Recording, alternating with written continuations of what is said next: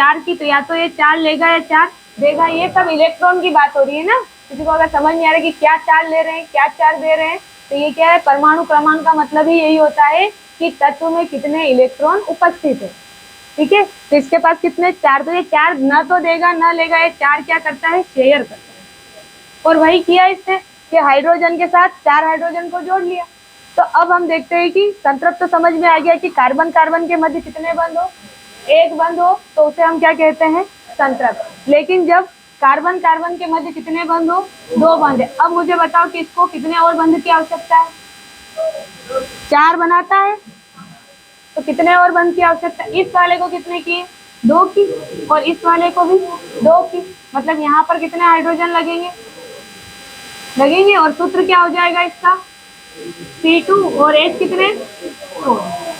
अच्छा, अगर मैं ये देखूं कि कार्बन कार्बन के मध्य तीन बंध हुए,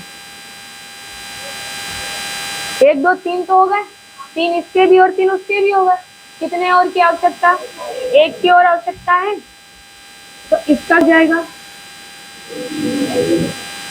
C2H2। और अब आ जाइए वसा, हाइड्रोकार्बन से रिलेटेड। अगर कार्बन, ये भी हाइड्रोकार्बन का ही बना है, कार्बन कार्बन के मध्य अगर एकल बंध हो तो वो वसा कौन सा कहलाता है। कार्बन कार्बन के मध्य अगर एक या दो या तीन बंध हो तो वो कौन सा कहलाता है, आपका असंतृप्त। यार कि संतृप्त वसा किसे कहेंगे हम, असंतृप्त। अगर एकल बंध हुआ तो आपका संतृप्त हुआ, और ये दो या तीन बंध हुए तो कौन सा हुआ, असंतृप्त। एक कहानी और सुनते हैं इसी के साथ। जो आपका कार्बन कार्बन के मध्य एकल बंध होता है, ये यूं कहे कि जो भी एकल बंध होता है उसको टूटने में सबसे अधिक टाइम लगता है, मतलब ये स्ट्रॉन्ग बंध है। इससे कमजोर कौन हुआ, और इससे सबसे कमजोर कौन हुआ, ट्रिपल। तो ये ध्यान, उल्टा है, उल्टा याद रखना है कि सबसे मजबूत बंध कौन सा होता है, तो एकल, फिर कौन सा, मतलब कमजोर दूसरा, और फिर सबसे तीसरा। अब देखते हैं, अजय इसमें पीडीएफ में कुछ लिखा है आपके पास। असंतृप्त और संतृप्त मैंने बता दिया है कि जिस कार्बन कार्बन के मध्य कितना, एक बंध तो संतृप्त, और दो या तीन बंध हो तो वसा भी वही होगी। तो देखिए आपका दो बंध और नीचे लिखा है वसा कहलाती है, मिला। अब नीचे उसके बाद आ जाइए कि सामान्य एक वयस्क को कितनी, तो वसा से कितनी ऊर्जा प्राप्त होती है आपको, 20 से 30। बाकी ऊर्जा कहाँ से मिलेगी आपको, कार्बोहाइड्रेट से। कि 50 से 80% तक की ऊर्जा हमारे शरीर को कहाँ से प्राप्त होती है, कार्बोहाइड्रेट। बची हुई कहाँ से प्राप्त होती है, जिससे। लेकिन इसको टूटने में ज्यादा समय लगता है, इसलिए जो इंस्टेंट एनर्जी हमें देता है वो कौन देता है, कार्बोहाइड्रेट। इसीलिए हमें सबसे अधिक ऊर्जा कहाँ से प्राप्त होती है, कार्बोहाइड्रेट से होती है। अब दो प्रकार के और वसा मिलेंगे आपको, एक होता है जंतु वसा और दूसरा होता है वनस्पति। जो वसा हमें कहाँ से मिल जाए, जंतु से मिले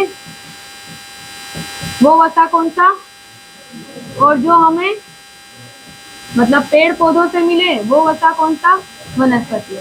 मनुष्य के लिए जो सबसे ज्यादा हानिकारक वसा होता है वो होता है जंतु वसा। क्यों होता है, क्योंकि वो वसा बनता है आपके संतृप्त वसा से। संतृप्त मतलब उसको टूटने में ज्यादा वक्त लगेगा तो वो जम जाएगा।